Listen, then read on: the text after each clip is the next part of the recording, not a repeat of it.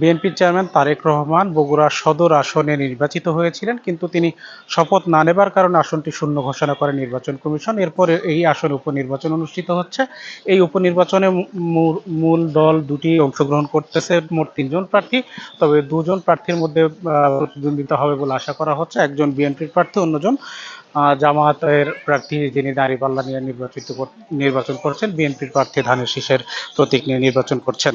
কিন্তু আমরা আজ সকাল থেকে ভোট শুরুর আগে থেকে বিভিন্ন কেন্দ্র ঘুরে দেখেছি, ভোটার উপস্থিতি তুলনামূলকভাবে কম। এর আগের ভোট যেটা হয়েছে ত্রয়োদশ জাতীয় সংসদ নির্বাচন, ওই নির্বাচনে ব্যাপক ভোটার উপস্থিতি ছিল।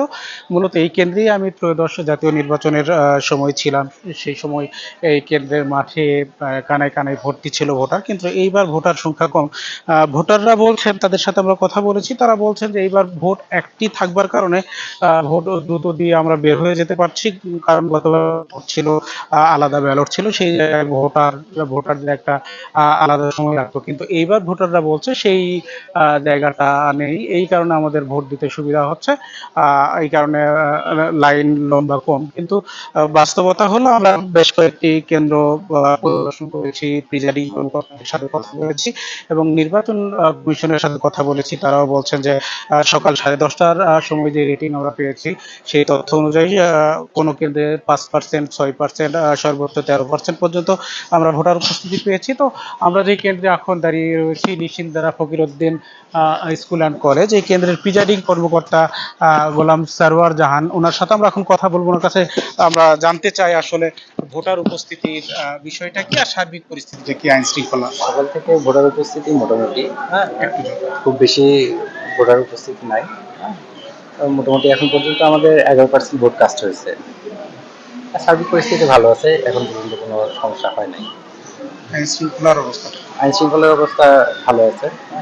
এখানে আমাদের 4টা কেন্দ্র আছে, 4টা কেন্দ্রে পর্যাপ্ত হচ্ছে আইন শৃঙ্খলা বাহিনী আছে। হ্যাঁ, এ পর্যন্ত কোনো সমস্যা হয়নি আমাদের। জি, থ্যাংক ইউ।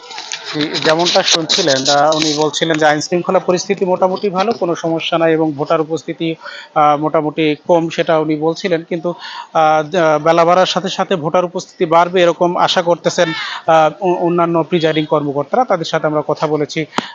তবে নির্বাচন কমিশনের কর্মকর্তারা জানাচ্ছেন যে এইবারের ভোট সুষ্ঠু নির্বিঘ্ন করতে সব রকমের ব্যবস্থা তারা নিয়েছে।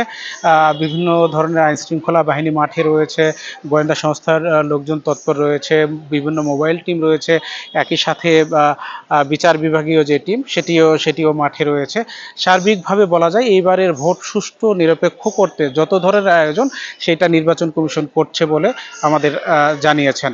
বগুড়ার কৃতি সন্তান জনাব তারেক রহমান এই আসন থেকে নির্বাচন করেছেন এবং আমাদের প্রতিদ্বন্দ্বী প্রার্থীর দ্বিগুণ ভোটে তিনি নির্বাচিত হয়েছেন।